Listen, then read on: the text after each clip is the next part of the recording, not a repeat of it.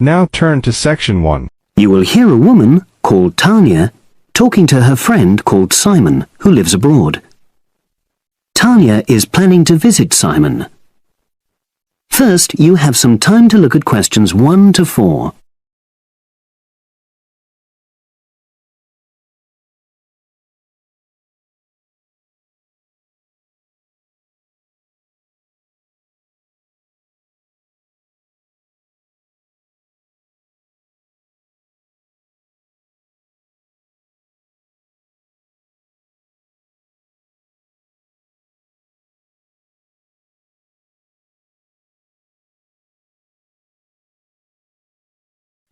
Now we shall begin.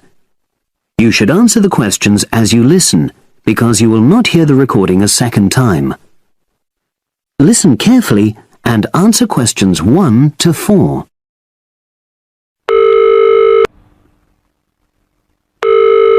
Hello?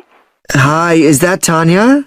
Yes, Simon. Lovely to hear you. How are you? Very well, and we're so looking forward to seeing you. So am I. Now, I don't have a lot of time, I'm afraid, so I wanted to make sure we've got all your details. Have you confirmed your flights? Yes, I'm definitely coming on the 22nd of June. Excellent. Have you got your flight number? Not with me, I'm afraid, but I promise I'll email it. Let me make a note of all this. Yes, do, because one of us will try to come and collect you from the airport if we can. I presume you'll be coming into Terminal 1? I don't know. I'll have to find out which one it is. Yes, you must. We don't want to be waiting at the wrong one. But hang on, I'll be arriving at about lunchtime, and that'll mean you have to take time off work to pick me up. You really mustn't do that. Look, we're not all that busy at work, and if there's a problem, I can text you when you arrive, and you can take a taxi. Okay. There's a really good company called Pantera. Can you spell that? It's Pantera. They have a stand at the airport. You can't miss it, and they're really reliable. Great, thanks. How far are you from the airport? About 40 minutes. And you're near the city centre, aren't you? We're east of it, actually. Don't tell the driver city centre because you'll really get caught up in traffic. Okay, and I'll make sure I carry your address with me. Now, have you got my mobile, cell phone number? Yes, you sent it last month. But I tell you what, I don't think I've got yours. I'd better have it now, just in case. Okay, and I changed it recently anyway. Ready? It's 07765 328 411. Before you hear the rest of the conversation, you have some time to look at questions 5 to 10.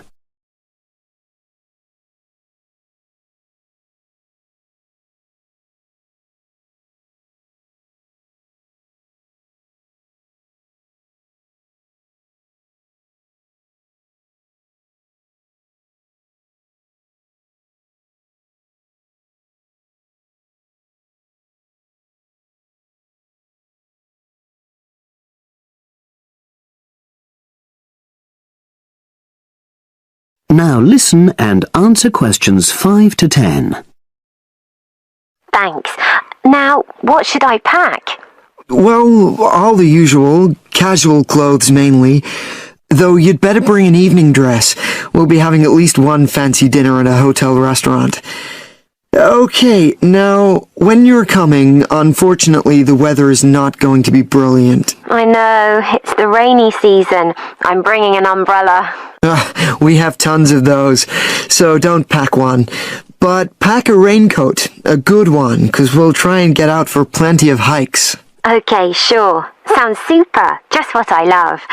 And I'd better remember to pack my sturdy walking shoes. Excellent idea. It's pretty rugged round here, so they have to be tough. I can imagine. I'm so looking forward to getting out.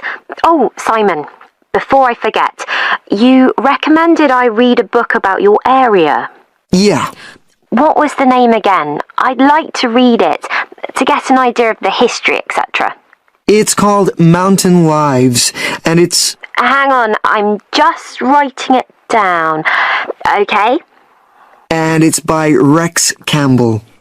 Great. I'll try and get hold of that. Well worth it.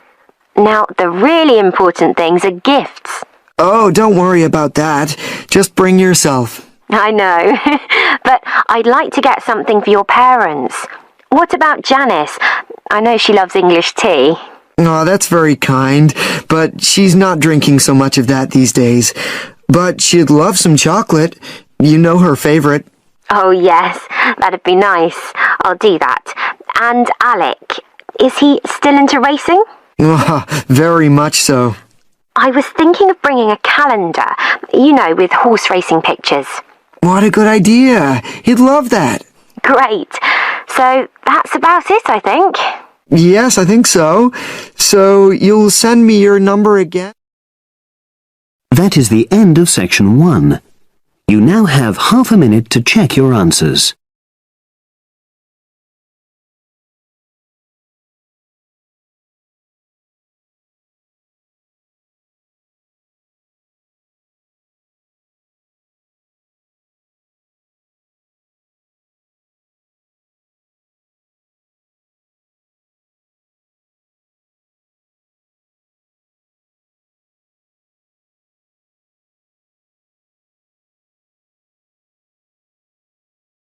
Now turns to part 2. Part 2. You will hear a speech given by the head of a company to some new employees. You have 30 seconds to look at questions 11 to 16.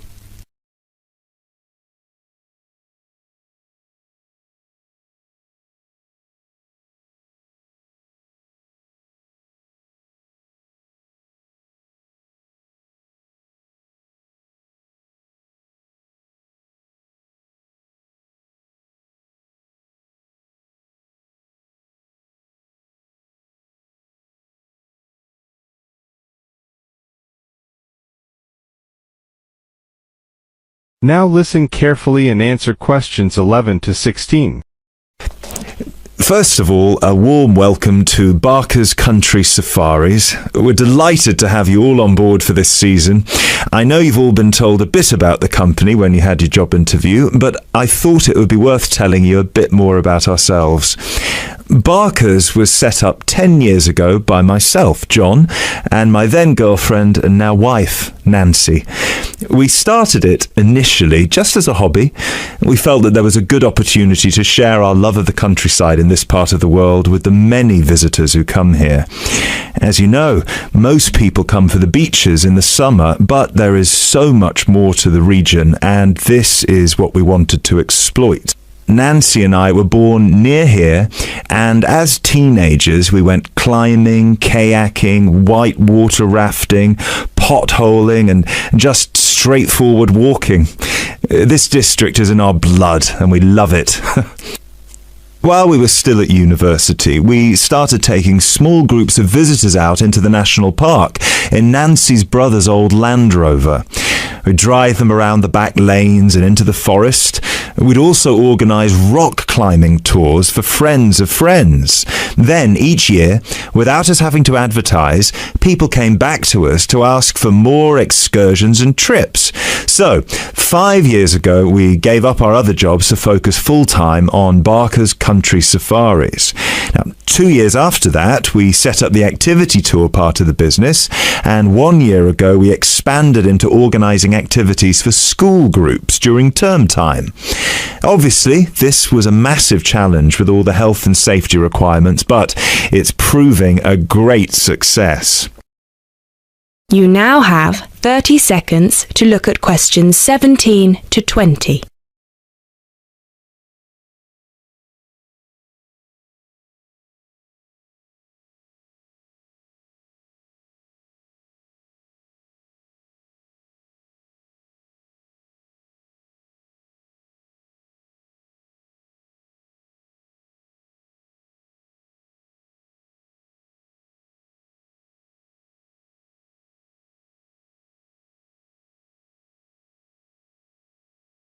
Now listen carefully and answer questions 17 to 20.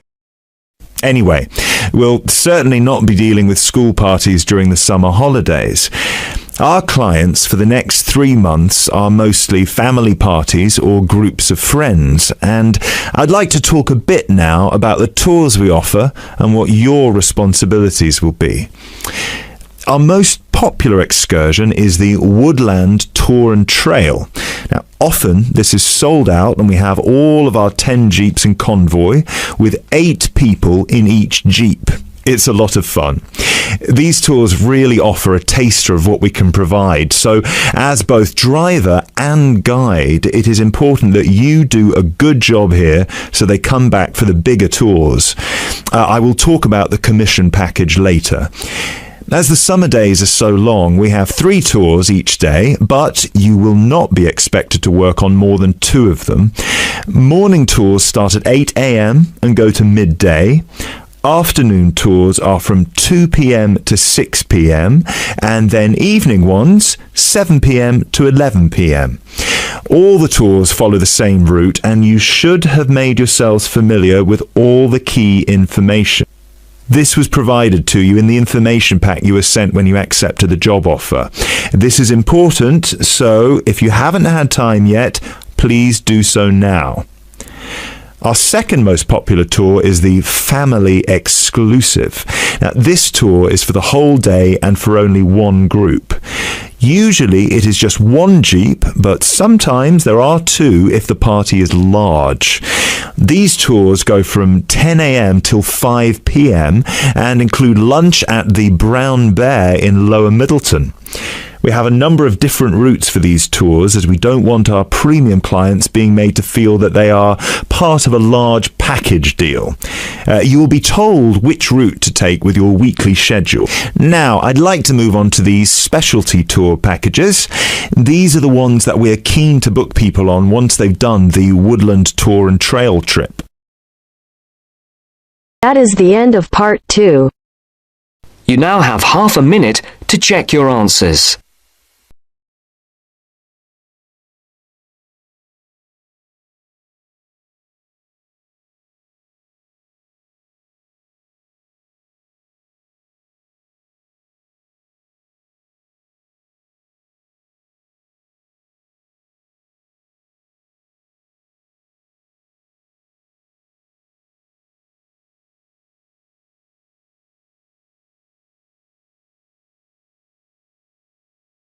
Now turns to part 3. Part 3. You will hear a tutor and 2 students discussing the best ways to study. First, you have some time to look at questions 21 to 25.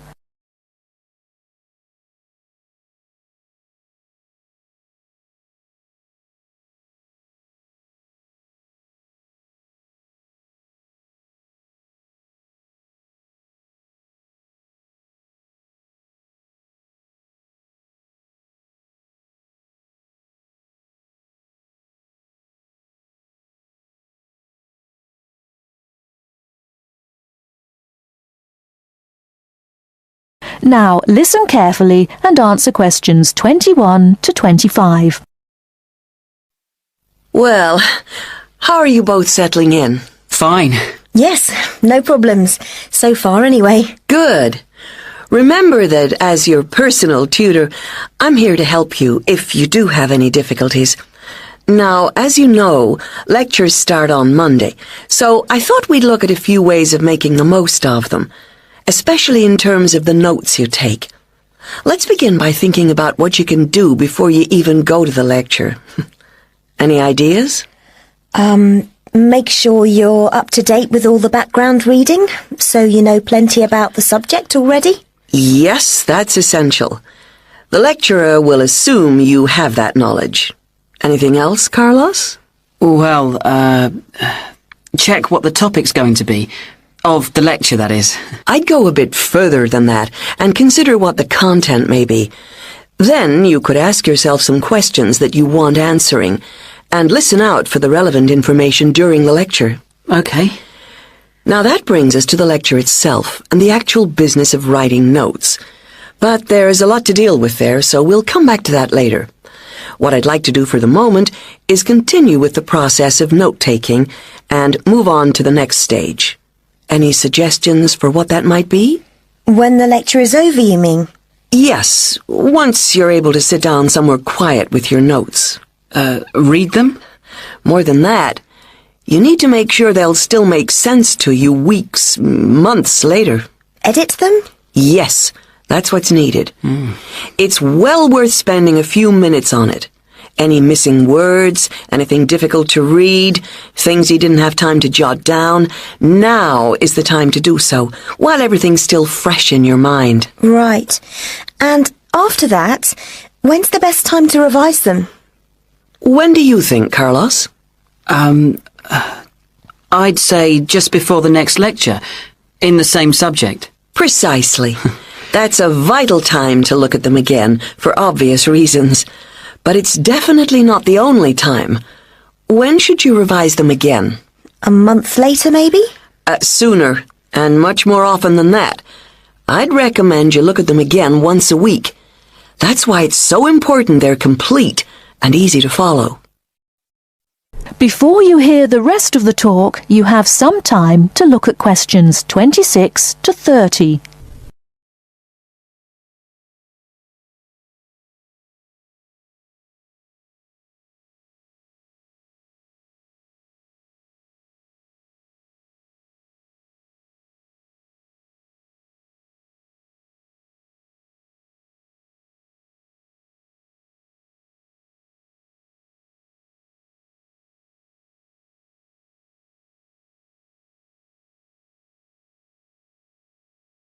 Now listen and answer questions 26 to 30.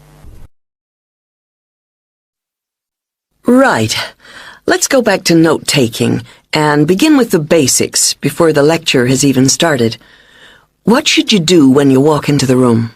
Get a good seat, at the front if you can, where you can hear clearly and avoid distractions. Yes, though obviously others will have had the same idea, so it's as well to get there a bit early. So, when the lecture's underway and you're busy jotting things down, what should you try to ensure? That you're getting all the main points. And what if you don't catch something you know must be important? I'd leave a space. Then I could check it later, perhaps by asking a question at the end and fill it in afterwards. That's an excellent way to deal with it, yes. And there's something else I'd like to mention here. Talking about going through notes afterwards, it's absolutely vital that what you write is legible for one very good reason. It saves time. You'll waste many hours during the course if your revision is held up because you can't read what you've written. Okay, what else can we do to make listening and note-taking more efficient? Well, I always listen out for signpost words. Sorry, what are they? They're the ones lecturers use to say where they're going. A bit like a signpost at a road junction, I suppose. Things like, the first reason is, however, to sum up, and so on. Yes, they can tell you when something important is coming, and help you organize your notes, too. Is there anything else you can add, Carlos? There's something I think's very useful, but it's later, after the lecture is finished. Yeah, that's fine. Go on. Well, what I do is go through what I've written down, summing up the main points in a few words in the margin, on the left-hand side of the page. I try to use words that'll jog my memory, so that I can remember what everything's about when I look at them again. Yes, that can work very well. What some people do to review their notes is cover up their full notes from the lecture, maybe with a piece of paper or a card, and concentrate just on what they've put in the margin, trying to recall the details. Then they move the cover down a little and check whether they were right. Or you could put your main points on another piece of paper and clip them together. Instead of covering and uncovering, you just hold a page in each hand. Sure. It's down to personal preference, really. Everyone has their own learning style. That is the end of part 3. You now have half a minute to check your answers.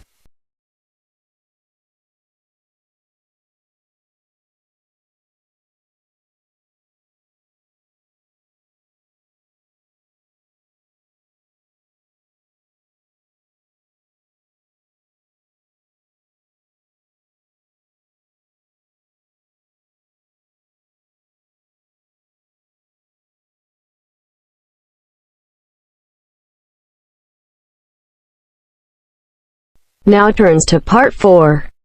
Part 4.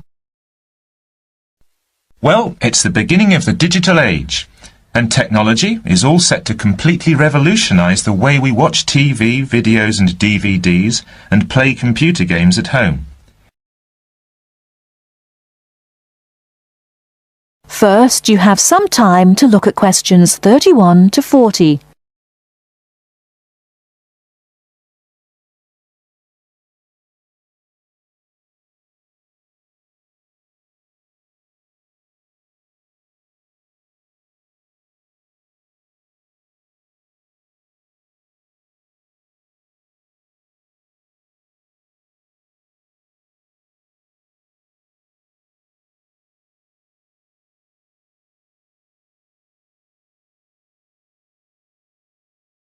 Now listen carefully and answer questions 31 to 40.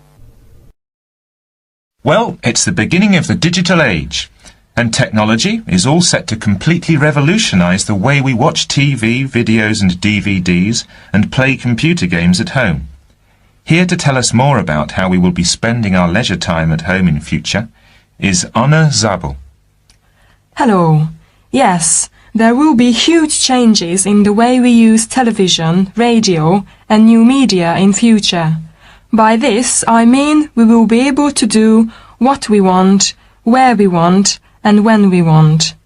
The result is that our homes will increasingly become home theatres, and all our entertainment at home will be available at the touch of a button.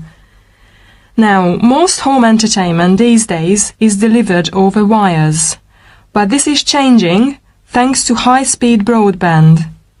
Downloading will become easier, and studios will eventually release movies, songs and video games directly to the consumer. So, for example, instead of a film opening on the big screen and eventually appearing on television, video and the internet, it can appear in all formats at once. This means that we will have more choice and control over the media we use. So, how will we use this media in our homes in future? There will be big changes in how we watch video and television. Several research groups and companies are trying to add depth to TV and other video displays in the form of a third dimension. So television and video screens will have depth. What do you mean by depth exactly? Do you mean 3D, like a hologram? That's right. When we say that a hologram has 3 dimensions, it means that we can see not only up and down and left and right, but forwards and backwards too. When we talk about dimensions, we call forwards and backwards depth. So when we say that a hologram has 3 dimensions, it means we can see up and down and left and right, just like a picture or photo. But we can also look into the hologram because the image it contains has depth. So instead of watching films on a flat screen, we will be watching them in 3D? Absolutely. Well, as we live in a 3D world, we shouldn't really be watching television and films in 2D, and the technology to make this happen is already there. 3D screens are being developed which can be placed throughout the house, even in busy areas of our homes, like doorways and halls. Now, these screens appear to float in air. So in the future, 3D holographic images will be sent into our homes, and we will be able to experience the action as if it is taking place right in front of our eyes. So, the action won't just look real, it will be real. Incredible! How does this technology work? Well, to get true 3D, each of your eyes has to see a slightly different image. 3D screens interweave multiple images in vertical stripes using special coatings and filters built into the screen. This means that each eye sees a different set of stripes. These screens are called lenticular screens. Now, these screens are easy to produce, and some laptop PCs and cell phones already have them. However, lenticular screens do have one disadvantage. The strain on the eyes and brain of putting together a 3D image from two flat ones can result in headaches and dizziness. But a few companies have developed a hologram 3D display which does not cause these problems. Instead of building images, then leaving them to the brain to put together, holograms create a whole image that reaches the eye exactly the way light from a real object does. You can even walk part of the way around a holographic image to see side and back views, just as you would do if the object was right in front of you. Twin holograms will let a couple watch two different programs on the same screen, even if they sit next to each other on the living room sofa. So no more arguing about which program to watch. That's right. Patio screens are being developed too. Patio screens? What are they exactly? Well, a patio screen is a big inflatable screen, which means you can take it outside your home and watch a film in your garden. Some patio screens are even equipped with DVD players, and some new ones may even have a wireless connection. Amazing developments there. Well, join us after the break when we will be talking. That is the end of part 4. You now have half a minute to check your answers.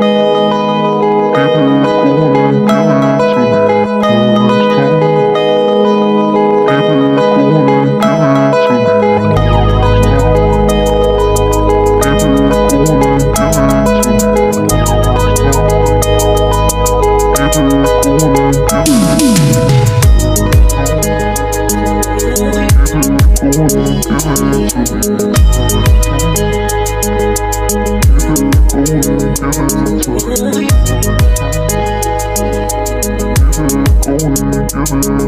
to me.